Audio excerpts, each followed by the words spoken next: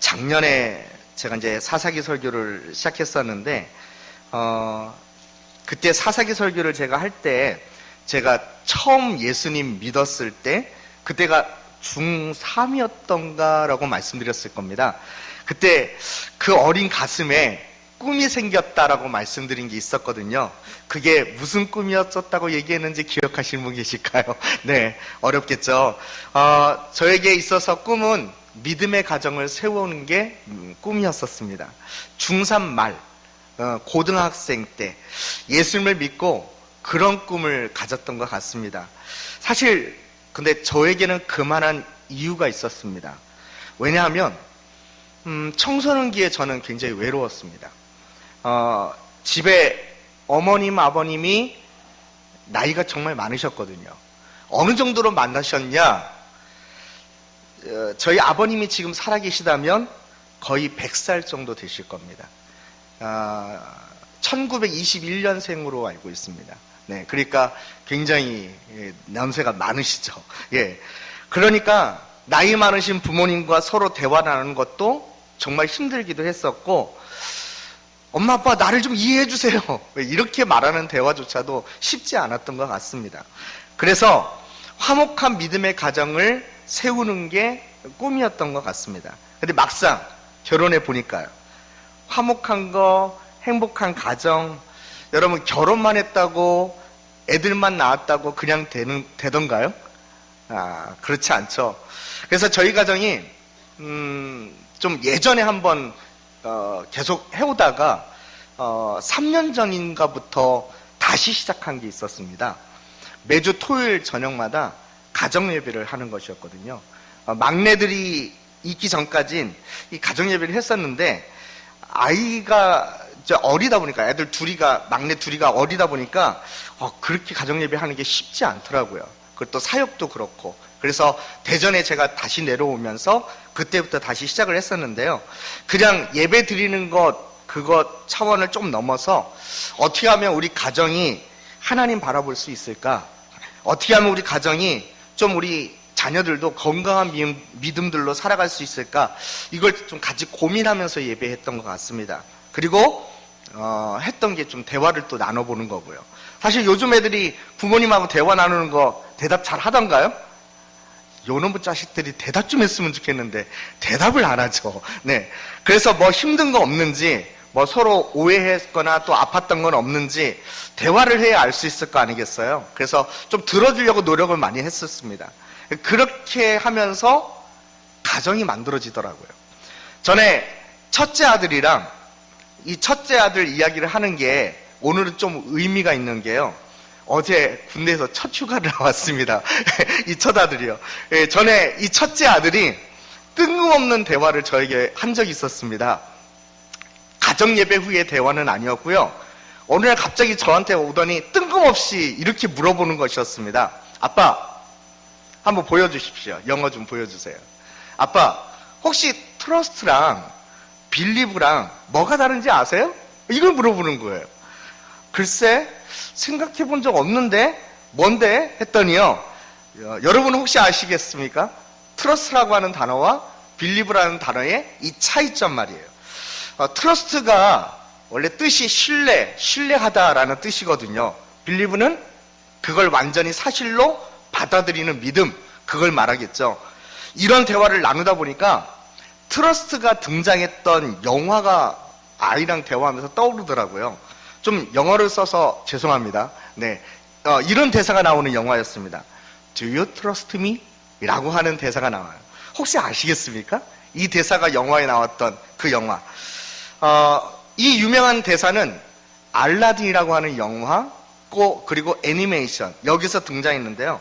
어느 장면에서 나오냐면 자스민 공주하고 이 알라딘이 갑자기 쫓기면서 건물 위에서 뛰어내려야 될 상황이 발생한 겁니다.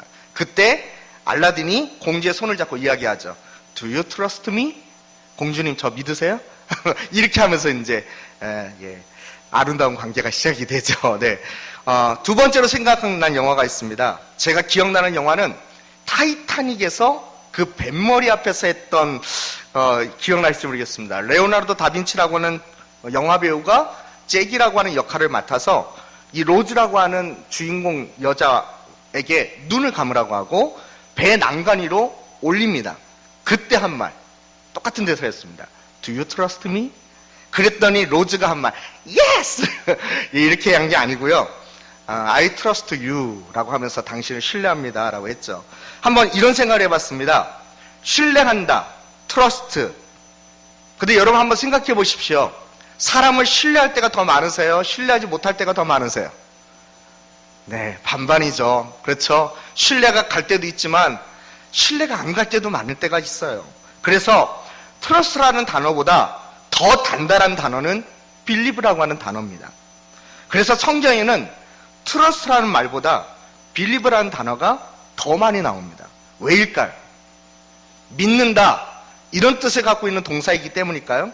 그것보단 우리가 하나님을 믿는다는 건 하나님이 살아계시다는 게 완벽하게 사실이라는 것을 믿는 것이고, 하나님의 그 말씀이 완벽하게 사실이라는 것을 이 흔들림 없는 전제로 세우면서 출발할 수 있는 것, 이게 바로 진짜 믿음이라는 것을 말하기 때문인 줄로 믿습니다. 사랑하는 성도 여러분, 오늘 오후 예배를 우리가 함께 드리는데 여러분들도 흔들릴 수 있는 트러스트, 신뢰한다, 이것을 좀 뛰어넘어서요, believe, 하나님의 살아계신다는 것을 이 예배를 통해 경험할 수 있는 예배가 되기를 간절히 축원드립니다.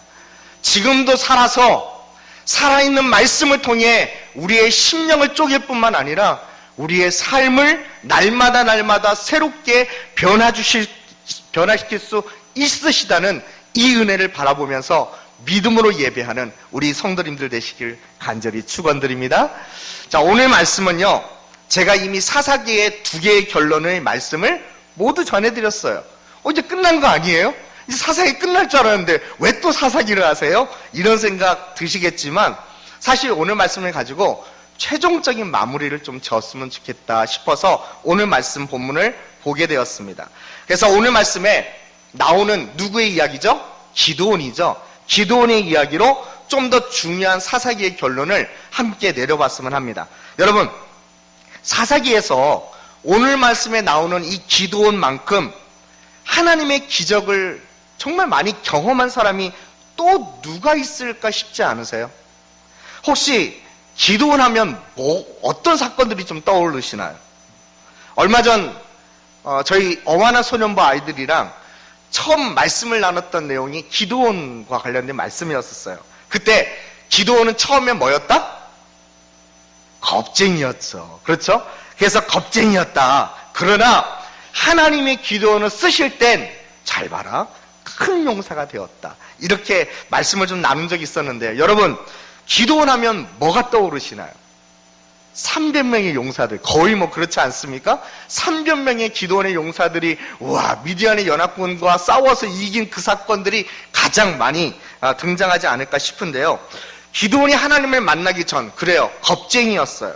아무런 기대감도 찾아볼 수 없던 그런 평범한 인생길을 걷고 있던 중이었는데, 이 기드온이 하나님을 만난 이후부터 계속해서 상식 밖의 일들이 생기죠. 그게 뭐죠? 기적이라고 할 수 있겠죠. 반석에서 불이 나와 자신이 드린 예물을 태우질 않나. 마을 우상을 장작패갖고 막 불질러 버렸거든요. 이건 그 당시에 그 마을 안에서는 엄청난 테러였습니다. 이 테러 분자는 반드시 잡혀서 죽이게 되어 있었습니다. 근데 뜻밖에도 우상숭배의 앞잡이 노릇을 하던 자신의 아버지를 통해 죽을 운명이 바뀌게 됩니다. 그래서 살게 돼요. 더 놀라운 것은 기드온처럼 겁쟁이 민족이었던 이스라엘의 이 소수 지파 백성들이 기드온과 함께 전쟁하겠다 하면서 막 나섰던 사람들이 무려 32,000명이나 모이는 이런 놀라운 일도 있었습니다. 그것뿐만 아니죠. 자연적인 기적도 일어나지 않습니까? 땅바닥이 다 말라 있는데 양털에만 물이 그득히 가득할 정도로 그렇게 고여있던 기적도 일어났고요. 반대로 양털은 뽀송뽀송한데 양털 주변의 땅은 모두 이슬로 젖어있던 이런 놀라운 자연적인 기적도 기드온에게 일어났습니다. 이것뿐입니까? 아까 말씀드렸던 것처럼 300명의 숫자로 무려 13만 5천 명이나 되는 그 군사를, 적군을 상대로 승리해버린 전쟁은 여러분 무엇으로 설명할 수 있겠습니까? 그런데 이렇게 기드온의 삶 속에 계속 찾아왔던, 일어났던 기적과 같은 사건들이 왜 일어날 수 있었는지 기드온은요 그 이유를 확실히 알고 있었던 것 같습니다. 우리 같이 오늘 본문 말씀 중에 8장 22절에서 23절 말씀을 한번 같이 읽어보도록 할까요? 사사기 8장 22, 23절 함께 읽습니다. 그때 시작.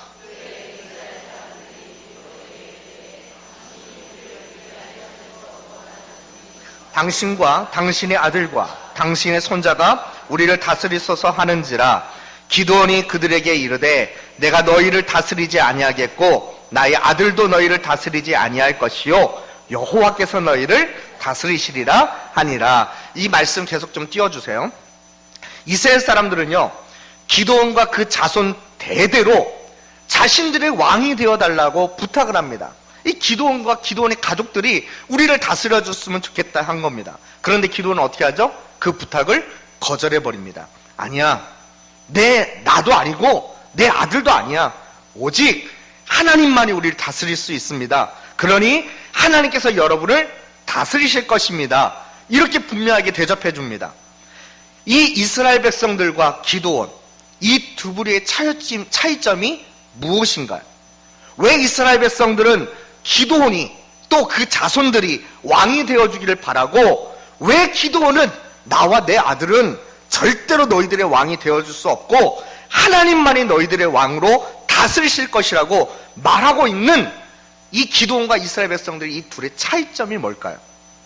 둘은 믿음이죠. 믿음이 다르네요. 이 믿음의 차이입니다. 이렇게 쉽게 이야기할 수 있겠지만요, 그러나 이 둘이 이렇게 서로 다른 고백을 하는 차이가 믿음의 차이라고 말하는 말은요 너무 추상적인 답변이라고 생각 들지 않으십니까? 그래서 그 이유를 찾기까지 한번 고민해 봤습니다. 묵상해 봤습니다. 그래서 찾게 된 이유는 이것입니다. 뭐냐면요, 누구와 사역을 했냐는 거예요. 대체 누구와 사역을 했냐, 그들은 누구와 일을 하고 있었냐, 이것입니다. 이 사실이 너무나도 중요하다는 것을 발견했습니다. 자, 이스라엘 백성들은 기적이 일어나는 순간에도 오로지 그들은 누구와 함께 사역하고 있다고 생각한 거죠? 기드온과요. 기드온과 사역하고 있다고 착각하고 있는 것입니다. 사실 겉으로는 그랬으니까요. 한번 22절 말씀 보십시오. 22절에 그 기드온에게 이르되 당신이 우리를 미디안의 손에서 구원하셨기 때문에 기드온, 당신만큼은, 그리고 당신의 자손들은 우리의 왕이 될 자격이 충분히 있다는 것입니다. 이스라엘 백성들은요, 네, 됐습니다. 기드온과 함께 전쟁을 치르면서 용사로 서 있었던, 용사로 쓰임받고 있던 기드온만 보았지요. 누구를 못 본 겁니까? 기드온을 그들에게 보내신 하나님, 기드온을 통해 이스라엘을 구원하시고자 하는 하나님의 그 마음을 보지 못한 겁니다. 기드온과 함께 하셔서 일하셨던 하나님을 전혀 바라보지 못한 것입니다. 이스라엘 백성들은 하나님과 함께 사역을 한 것이 아니라 오직 기드온과만 사역을 한 겁니다. 이것이 이스라엘 백성들의 문제였죠. 그러나 기드온은 어땠습니까? 그가 사사가 된 게 그렇게 겁쟁이였는데, 그런 겁쟁이였던 나를 큰 용사로 만드신 분이 누군지, 그리고 이스라엘 백성들을 구원하기 위해 자기가 어느 분의 손에 의해서 붙들려 쓰임받았는지, 어느 분이 정말 내 삶 속에 기적을 일으키며 역사하셨는지, 누가 나를 인도해 주셔서 그 많은 군사들과 싸워서 승리하게 하셨는지 기드온은 똑똑히 알았다는 것입니다. 그는 미디안과 전쟁을 치르는 내내 함께한 이 300명의 용사의 비중보다도요, 숫자 상관없어, 나와 함께 하시고 우리와 함께 하고 계신 하나님이 있으면 돼, 이런 믿음으로 나아갈 때 승리할 수 있었다는 것을 믿고 있던 사람이었다는 겁니다. 그러기에 그는 이런 고백을 할 수 있었던 겁니다. 사람은 우리 인생의 왕이 될 수 없고 오직 누구만이요? 하나님만이, 오직 주님만이 우리를 다스릴 왕이시라는 것을 말하고 있는 것입니다. 여러분, 이 사실이 지금 이 시간 오후 예배를 드리고 있는 우리 성도님들 모두에게도 진정한 진리의 말씀이 되는 줄로 믿습니다. 사랑하는 성도 여러분, 여러분들은 우리 교회에서 어떤 직책으로 우리 교회를 성도들을 섬기고 계신가요? 이 앞에서 오후 예배에도 성가대로 섬긴다는 게 쉽지 않지만 귀한 찬양하는 자로 성가대로 찬양하면서, 또 오늘도 주일이니까 아까도 우리 식사를 했지만 맛있게 점심 식사를 대접하기 위해 식당 봉사하는 그 귀한 사역들로, 또 때로는 다음 세대를 살리고자 그 아이들에게 말씀을 심겨주려고 교육하는 교사가 된 것이, 또 아니면 우리 성도들을 섬기고자 구역장이 된 것이, 아니면 여러분이 맡고 있는 그 직분들이 우리 교회 성도님들의 투표로 되었다는 것이니까, 아니면 교육자분에 의해서 이름이 호명되고 세워졌기 때문에 뭐라고 우리가 착각할 수 있냐면요, 그 사람들 눈에만 좋게 보이면 되겠네, 성도들한테 잘 보이면 될 테고, 목사님이 우리를 세우셨으니까 목사님 앞에서만 잘하면 되겠지, 목사님과 부장선생님이 우리를 교사로 세우셨으니까 목사님 앞에서 열심히 하면 인정받을 거야. 우린 아닐지 몰라도 다른 곳에 많은 크리스찬들이요 이렇게 사는 경우가 많다니까요. 이스라엘 백성들처럼 다 사람만 보고 사역을 하는 경우 많다는 겁니다. 사람만 보고 사역을 하다 보니까 사람 눈치 보면서 잘 보려고 하는 게 다일 수도 있고요, 사람만 보고 사역을 하다 보니까 오히려 그 안에서 일하고 계시는 하나님을 두려워하지 않는 경우가 훨씬 더 많다는 것입니다. 중요한 것은 여러분이 목사님이나 전도사님들하고 또 우리 성도님들이 뽑아져서 사역하고 한다고만 그렇게 좁게 보아서는 안 된다는 것입니다. 아니, 우리들만 일하고 있다고 좁게 보면 안 된다는 것입니다. 사랑하는 성도 여러분, 우리들만이 아니라 우리가 이 직분자로 세워져 하나님의 교회인 서문교회를 섬기게 된 건, 우리가 교사가 된 건, 우리가 구역장이 된 건, 우리가 성가대가 된 건, 우리가 그 사역을 하게 된 건 우리를 부르시고 우리를 붙들어 주셔서 인도해 주시는, 그리고 사용하시는 하나님이 우리를 세우셨기 때문인 줄로 믿습니다. 그래서 우리는 다른 성도들과 함께 사역하고 있지만 우리는 또한 뭐예요? 하나님과 함께 사역하고 있는 줄로 믿습니다. 여러분, 이런 기도원과 같은 마음과 믿음을 우리 성도님들도 모두가 그 안에 가지시기를 간절히 축원드립니다. 여러분, 이 이유 때문에요, 기도원은 이스라엘 백성들에게 너희들의 왕은 내가 아니야, 진짜 너희들의 왕은 하나님이셔야 합니다, 이렇게 말할 수 있었던 것입니다. 그런데 이스라엘 백성들이 그 말을 잘 받아들이던가요? 천만에요. 사사기의 전체적인 구도를 보면요, 이 기드온의 마지막 인생 때와 아비멜렉이라고 하는 그 첩의 아들이거든. 기드온의 첩의 아들인데 그 아비멜렉이 등장하던 그 시대가 이 딱 사사기의 거의 중간에 위치하고 있습니다. 근데 이 시점부터 이스라엘 백성들의 영적인 수준은 완전 상식 바뀝니다. 완전 하강합니다. 27절 말씀을 같이 한번 보도록 하겠습니다. 27절, 기드온이, 시작. 기드온이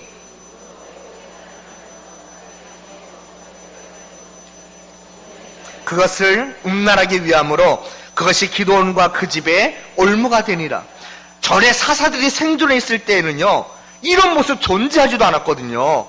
그런데 기드온이 뻔하게 생존해 있음에도 불구하고 이스라엘은 기드온이 금으로 만든 에봇을 음란하게 섬기는 영적 타락의 모습을 완전히 보였다는 것입니다. 심지어 사사기의 마지막으로 가면 갈수록 마지막까지 떨어질 대로 떨어진 그들의 영적인 상태를 보여주고 있죠. 전에 본문 말씀이었었는데 한번 같이 보도록 할까요? 사사기 21장 25절 말씀 한번 같이 읽겠습니다. 그때 시작. 그때에 왕이 없으므로 사람이 각각 그 소견에 오른 대로 행하였더라.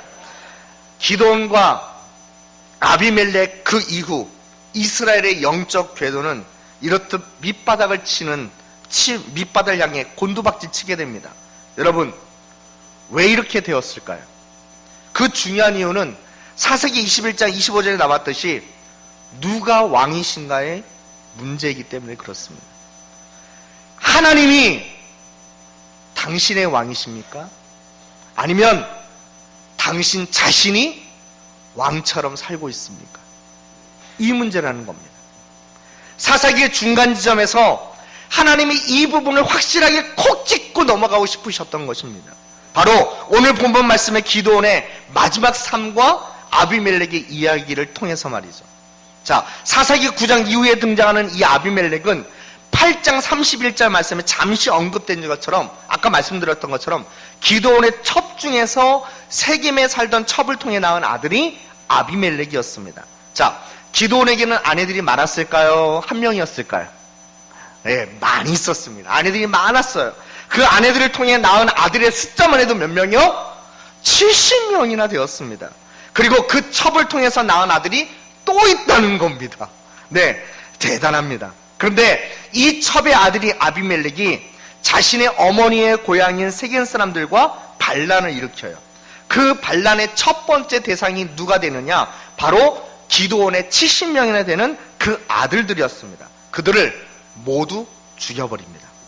오직 기도원의 막내 아들이었던 요담은 숨어서 살게 되고 나머지 형제들은 이때 모두 다 싸그리 죽어버리게 됩니다. 이 반란 이후에 아비멜렉은 자기 스스로 세겜의 그리고 이스라엘의 왕이라고 자처합니다. 내가 왕이야 하면서요. 내가 왕이야. 이런 안타까운 현실을 고발이라도 하듯이 간신히 아까 살아남았던 그 요담이 막내 아들 요담이 나무의 비유를 들으면서 아비멜렉이 지금 왕이 된 것은 나무들 중에 가시나무가 왕이 된 것과 똑같다고, 야, 이거 진짜 문제 있는 거라고 경고합니다. 자, 한번 사사기 9장 15절 말씀을 같이 한번 읽어보겠습니다. 9장 15절 함께 했습니다. 시작. 가시나무가 나무들에게 이르되 만일 너희가 참으로 내게 기름을 부어 너희 위에 왕으로 삼았거든 와서 내 그늘에 피하라. 불이 가시나무에서 나와서 레바논의 백향목을 사를 것이니라 하였느니라. 요담이 이때 했던 나무의 비유가 이랬다는 겁니다. 나무들이요, 자기들의 왕을 세우고 싶었어요. 그래서 감람나무를 찾아가서 우리 왕이 되어줘, 감람나무야, 이랬더니요, 점점 이상합니다. 예, 애들 설교를 하다 보니까 점점 이제 애들처럼 하려고 그래요. 네. 자, 나무들이 왕이 되어달라고 부탁을 합니다. 그게 거부를 당해요. 그 뒤에 무화과나무도 찾아가고요, 포도나무도 찾아갔지만 모두 다 자기가 왕이 되기를 거부하는 겁니다. 급기야 이제 가시나무를 찾아가서 야, 가시나무야, 내가 우리의 왕이 되어줘, 이렇게 부탁하니까요, 가시나무가 내가 참으로 왕이 되면 내 그늘에 피하라 이러면서 말하는 겁니다. 그런데 가시나무가 무슨 그늘이 있습니까? 완전 허영 떠는 거죠. 그런데 그 다음 말이 무섭습니다. 너희들 지금 나한테 왕이 되어달라고 부탁했는데 이제 그거 취소하면, 그렇지 않으면, 내게 와서 붙지 않으면 불이 가시나무에게 나와서 레바논의 백향목을 다 사를 거라고 그렇게 협박까지 합니다. 나무들이요, 정말 악질적인 왕을 만난 겁니다. 바로 아비멜렉이 누구라는 거예요? 이런 악질적인 왕이라는 사실을 요담이 고발했던 거예요. 더 나아가 가시나무처럼 언젠가는 이 아비멜렉 때문에 너희들 자신들이 불탈 것이다, 이렇게 경고한 거랑 마찬가지였습니다. 자, 이 아비멜렉의 사건을 잠깐 봤는데요, 이 아비멜렉의 사건을 통해 하나님께서 질문하시는 거예요. 너희들 이러고도 이런 인간이 왕이 되기를 원했던 거니? 누가 왕이 되기를 원하는 거니? 근데 저는 이 내용을 접하면서요, 의아한 생각이 들더라고요. 이 아비멜렉의 사건을 보면서 어떻게 해서 기드온과 같은 용사에게서, 심지어 나나 내 아들들이나 다 왕이 될 수 없고 오직 하나님만이 이스라엘을 다스리실 왕이시라고 고백했던 이런 믿음의 사람 밑에서 있었는데도 불구하고 왜 그 아들들 가운데 스스로 왕이 되고 싶어서 안달하고 있는, 그래서 왕이 되려고 이복 형제들까지 모두를 죽여가면서 왕이 되고 싶어하는 이런 아들이 나올 수 있었을까 하는 거예요. 어떻게 이런 일이 일어나게 된 것이죠? 왜일까요? 그런데 이 아비멜렉과 같은 괴물이 나오게 된 이유가 있더라고요. 그 이유는 바로 기드온의 삶에서 찾아볼 수 있습니다. 우리 한번 8장, 사사기 8장 29절에서 31절 세 구절 말씀인데 같이 한번 읽어보도록 할까요? 함께 있어요. 요아스의 시작. 요아스의 아들 여룻바알이 돌아가서 자기 집에 거하였는데 기드온이 아내가 많음으로 그의 몸에서 낳은 아들이 70명이었고 세겜에 있는 그의 첩도 아들을 낳았으므로 그 이름을 아비멜렉이라 하였더라. 이 내용을 보면요, 마지막으로 자기 고향에 돌아가 살았던 기드온이 마지막 인생이 어떻게 살아가는지를 짐작할 수 있는 말씀이 됩니다. 전쟁을 끝냈어요. 그리고 기드온은 자기 집 고향으로 돌아가 살게 됩니다. 그런데 그에게는 아내가 많게 되었습니다. 그에 따라서 낳은 아들도 수십 명이었죠. 아들만 70명이었으니까 아들만 다 골라서 낳고 딸은 없었겠습니까? 딸까지 포함하면 그 집은 대체 몇 명이 살고 있는 겁니까? 한번 상상해 보십시오. 여기서 더 나아가 아내만으로 만족하지 않고 세겜에 있는 여자를 첩까지 만들 정도입니다. 누가 이렇게 살 수 있나요? 가히 아무나 할 수 없는 부함과 의리의리한 삶을 기드온이 살고 있는 겁니다. 완전 소위 말하면 자기 자신이 왕처럼 살고 있는 거예요. 여러분, 사무엘 선지자의 어머니였던 한나가 처음에 임신하지 못해서 그 가정에 누가 들어왔죠? 첩이 들어왔지 않습니까? 이런 경우에 아기를 못 낳으니까 어쩔 수 없이 첩을 두었던 것인데 이 기드온은 뭐 한 겁니까? 더 많은 아내, 더 많은 첩. 전에 사사기의 결론 부분에 말씀드렸던 것처럼 이 당시 레인조차도 자기가 첩을 두면서 성놀이객감으로밖에 생각 안 했던 거, 완전 여자를 물건 취급하던 것을 생각해 보십시오. 그런 사고 개념이 이 기드온에게 있어서도 예외가 될 수 없었다는 겁니다.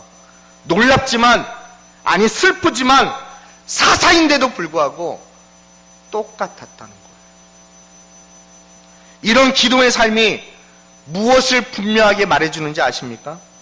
기드온은 분명 자기와 자기의 아들들은 왕이 될 수 없고 오직 하나님만 너희를 다스릴 것이라고 고백하고 있지만, 그에겐 멋있는 믿음의 고백이 있었지만요, 그러나 그의 삶이 그 믿음을 못 따라간 겁니다.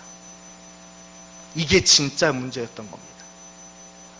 기드온은 왕이 될 수 없다고 말했지만 막상 그의 삶은요, 왕과 같은 삶을 살았던 겁니다.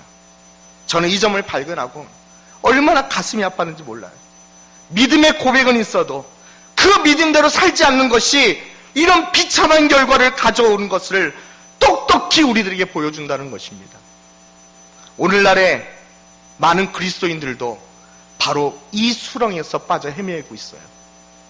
예배 시간에, 찬양 시간에, 기도하는 시간에 우리가 얼마나 많은 고백들을, 그것도 믿음의 고백이라고 하면서 하나님께 올려드리고 있습니까?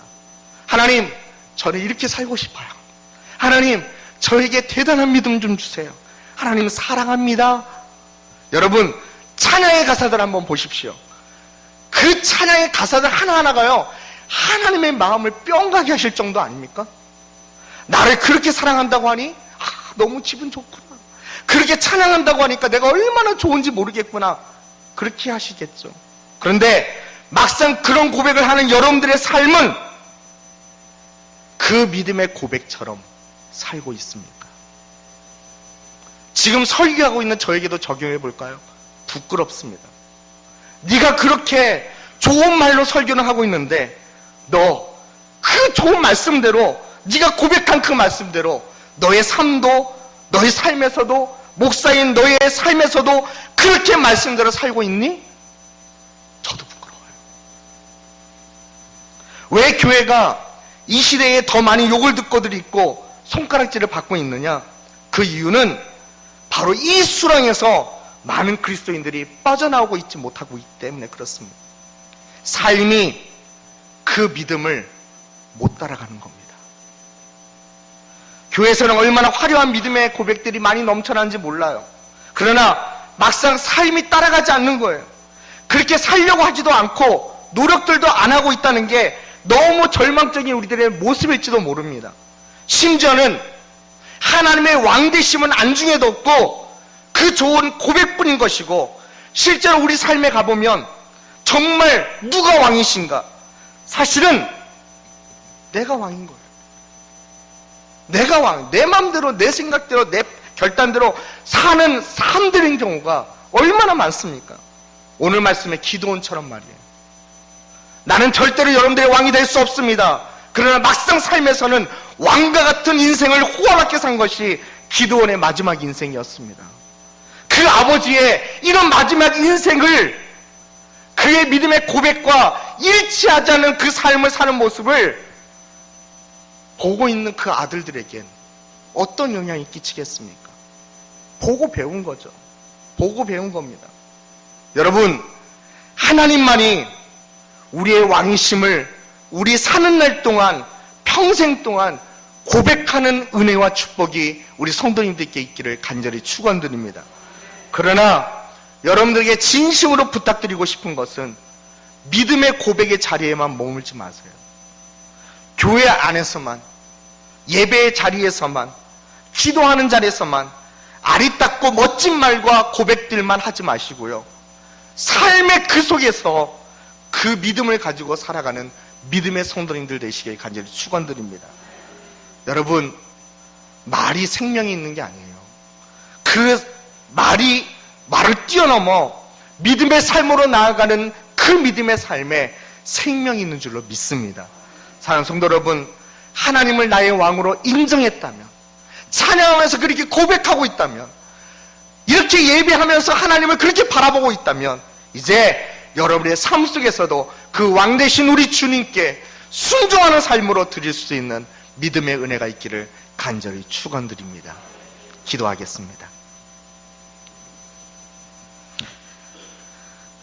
우리의 왕이신 하나님, 이 시간도 우리가 말씀을 통해 발견한 것은 우리가 찬양을 하며 예배하며 기도하면서 참 멋진 믿음의 고백들로 하나님은 나의 왕이시라고, 나를 구원해 주신 것에 감사하다고 참 많이들 고백하지만, 막상 월요일, 화요일, 수요일, 목요일, 금요일, 토요일 우리의 삶 속으로 들어가다 보면 내가 왕이었습니다. 내가 내 멋대로 내 뜻대로 살아가는 것을 결코 두려워하지 않고 왕 되신 하나님께 우리의 모든 것을 드리지 못하는 모습을 보였습니다. 주님, 우리에게 성령의 기름을 부어주셔서 다시 한번 왕 되신 우리 주님을 인정하고 우리의 삶에서도 주님께 그 자리를 내어드릴 수 있게 하여 주옵소서. 감정은 그래도, 생각은 그래도, 내 마음은 그래도 주님이 원하시는 것에 믿음으로 순종하며 돌아설 수 있는 우리들 되게 하여 주옵소서. 그런 믿음의 성도들로 승리할 때 기도원과 같은 이런 삶이 아닌 오직 하나님이 인정하시고 기뻐하시는 믿음의 삶으로 나아가는 우리 모든 서문교회 성도들 되게 하여 주옵소서. 감사하며 예수 이름으로 기도드립니다. 아멘.